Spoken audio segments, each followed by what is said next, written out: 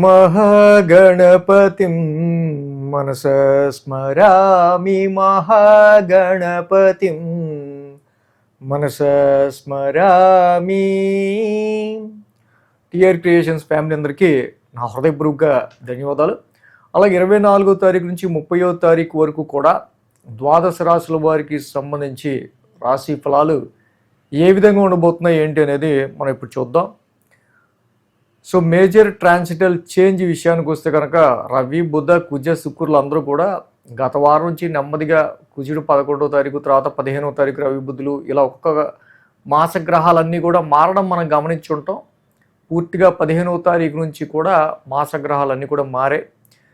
So అదేవిధంగా బుధుడు ఈ యొక్క శుక్రవారం నుంచి తన మిథున రాశి అయిన ఇక్కడ మిథున రాశిలోకి, స్వక్షేత్రమైన మిథున రాశిలోకి ఆయన గోచారం మొదలుపెట్టబోతూ ఉన్నారు. సో అలాగే కుజుడు మేషరాశిలో స్వక్షేత్రంలో, రవి, బుధులు వృషభ రాశిలో, గురు, శుక్రులు మిథునంలో, చంద్ర, కేతువులు సింహరాశిలోను, అదేవిధంగా కుంభరాశిలో రాహువు, మీనరాశిలో శని యొక్క సంచారం జరుగుతూ ఉంది. చంద్రుని యొక్క సంచారం మనం చూస్తే కనుక సింహం, కన్య, తుల, వృశ్చికం మీదుగా 4 రాశుల మీదుగా చంద్రుని యొక్క సంచారం ఉంది ఇక్కడ. సో కాబట్టి ఇక్కడ ఈ చంద్రగమనం ఆధారంగా, అలాగే మిగతా లాంగ్ టర్మ్ ప్లానెట్స్, మిగతా ట్రాన్సిట్ ఆధారంగా కూడా ఈ వారం రాశి ఫలాలు ద్వాదశ రాశుల వారికి ఏ విధంగా ఉండబోతున్నాయి ఏంటి అనేది చూద్దాం. మీన రాశికి సంబంధించి చూద్దాం. మీన రాశికి తృతీయంలో రవి, అలాగే అర్ధాష్టమంలో శుక్రుడు, షష్టమంలో కేతువు, 3 గ్రహాల యొక్క అనుకూలత మీన రాశి వారికి యోగిస్తూ ఉంది.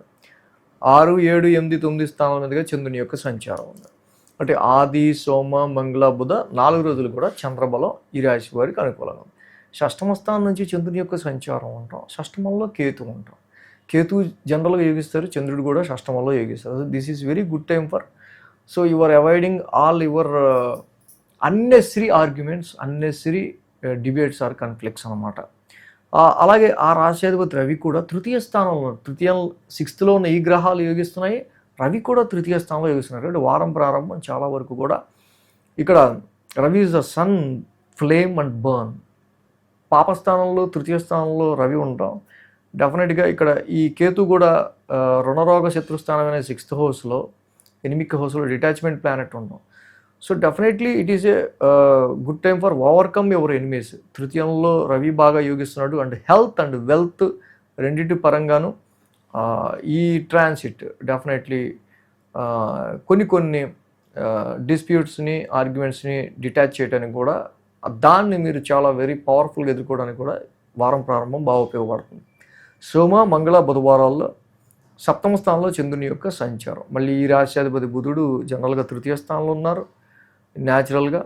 సో కాబట్టి ఇక్కడ వ్యాపార రీత్యా కావచ్చు, కొన్ని విషయాల రీత్యా ఈ రాశి వాళ్ళకి కొంత సమ్ షార్ట్ జర్నీస్ అనేవి ఇండికేటెడ్గా సోమ, మంగళ, బుధవారాల్లో జనరల్గా మనకి కనిపిస్తూ ఉన్నది. వ్యాపార నిమిత్తం కావచ్చు, ఏదైనా సరే. సో అలాగే బుధుడు లాంటి ప్లానెట్ తృతీయ స్థానంలో యాక్చువల్గా ఏంటంటే చేస్తున్న పని మొత్తం కంప్లీట్ అయ్యాక కూడా ఇంకా పర్ఫెక్షన్ కోసం ఇంకా ఏదో మీరు ఆలోచించే ఆస్కారాలు, మళ్ళీ అలాగ పని ఇంకా డబల్ టైం చేసే ఆస్కారాలు, కమ్యూనికేషన్ హౌస్లో బుధుడు ఉండటం వల్ల ఎక్కువ కమ్యూనికేట్ చేయాల్సి వచ్చే ఆస్కారాలు కూడా సోమ, మంగళ, బుధవారాల్లో మనకి ఎక్కువగా కనిపిస్తూ ఉంది. గురు, శుక్రవారాల్లో ఇక్కడ అంటే సోమ, మంగళ, బుధవారాలు ఏంటంటే శని యొక్క సంచారం కూడా డైరెక్ట్ ఆస్పెక్ట్ 7వ స్థానం మీద ఉంది. సో ఒక రిస్ట్రిక్టెడ్ ప్లానెట్ శని మీ నెత్తి మీద ఉన్న విషయం మాత్రం మర్చిపోకూడదు. కాబట్టి వ్యాపార రీత్యా కావచ్చు, అదర్స్ రీత్యా కావచ్చు, బిజినెస్ పార్ట్నర్షిప్ రీత్యా కావచ్చు, కాన్ఫిడెన్స్ లెవెల్స్ రీత్యా కావచ్చు, కొన్నిసార్లు మీకు సోమ, మంగళ, బుధవారాల్లో కూడా కొంచెం రిస్ట్రిక్షన్ ఉంటుంది. గురు, శుక్రవారాల్లో 8వ స్థానంలో చంద్రుని యొక్క సంచారం. అలాగే ఆ రాశ్యాధిపతి శుక్రుడు కూడా అర్ధాష్టమంలో ఉంటారు. అర్ధాష్టమంలో శుక్రుడు చాలా బాగా యోగిస్తారు జనరల్గా. కంఫర్ట్స్, ప్లెజెంట్నెస్, ఇన్నర్ పీస్, మానసిక ప్రశాంతత. సో గురుడు లాంటి ప్లానెట్ ఇన్ జనరల్గా 4th హౌస్లో not that much very good, neutral అంతే, మంచి కాదు చెడు కాదు, సమ్ టైమ్ హ్యాపీనెస్గా, సమ్ టైమ్ అన్హ్యాపీనెస్గా ఉంటుంది. బట్ ఇక్కడ శుక్రుడి యొక్క సంచారం 8వ స్థానంలో కొంచెం వరకు, అంటే 8th హౌస్లో కొంచెం చంద్రుని యొక్క సంచారం ఉంది కాబట్టి మెంటల్ టెన్స్, యాంగ్జైటీ, హెల్త్ మ్యాటర్స్ని కొంచెం జాగ్రత్తగా చూసుకుంటా. ఎందుకంటే కుజుడు కూడా ద్వితీయ స్థానంలో ఉన్నాడు కాబట్టి ఫ్రైడ్ ఫుడ్స్, జంక్ ఫుడ్స్, ఇలాంటివి కొంచెం స్పైసీ ఫుడ్స్ లాంటివి తీసుకుంటే మాత్రం కొంచెం హెల్త్ డిస్టర్బ్ అయ్యే ఆస్కారాలు ఉంటాయి. వారాంతానికి చూస్తే 9th హౌస్లో చంద్రుని యొక్క సంచారం. చంద్రుడిది నీచ రాశి. బట్ ఆ రాశ్యాధిపతి కుజుడు కూడా ద్వితీయంలో ఉన్నాడు. సో ఇక్కడ rashness of spending and family situations విషయాల్లో కొంచెం హార్ష్నెస్ లేకుండా చూసుకోవడం. బట్ కుజుడు ఓన్ హౌస్లో ఉన్నాడు కాబట్టి కొంచెం బాధ్యతగా ఫ్యామిలీని కొంచెం డిసిప్లిన్లో పెట్టడానికి ఎక్కువగా వాయిస్ అనేది యూజ్ చేయడానికి కానీ పరుషంగా ఉండడానికి కానీ ఆస్కారాలు ఉంటాయి. సో ఇక్కడ రాహు వ్యయంలో ఉన్నారు, చాలా లాంగ్ రన్గా రాశి వాళ్ళకి సంబంధించి కాబట్టి లాంగ్ టర్మ్గా కొన్ని ఎక్స్పెన్సెస్ కూడా రాహు వల్ల ఉంటా ఉన్నాయి. సో కాబట్టి డెఫినెట్గా ఈ రాశి వాళ్ళకి సంబంధించి మెయిన్గా ఏంటంటే గురుడు అర్ధాష్టమ గురుడి యొక్క సంచారానికి దత్తాత్రేయుడి ఆరాధన చాలా మంచిది.